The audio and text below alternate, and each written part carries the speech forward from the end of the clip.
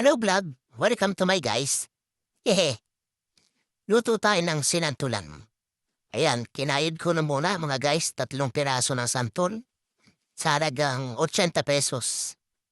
Katapos makayod, lagyan ng asin at ating lamasin. Yan, para mawala ang asim at pakla.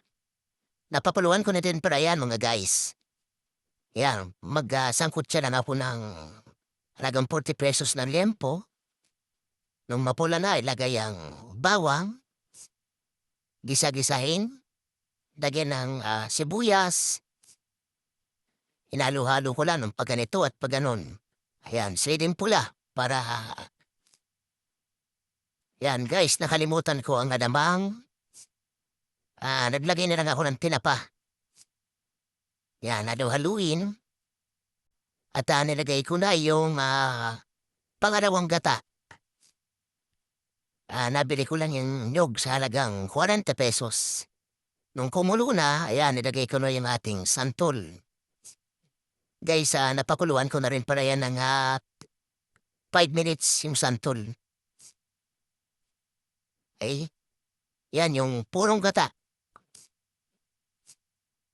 Yan, halu-haluin. Yan. Guys, baka naman. Panambing naman diyan. Pa-like and subscribe naman.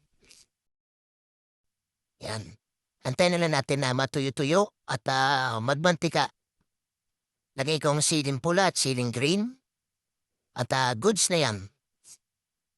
Tara, tikiman na.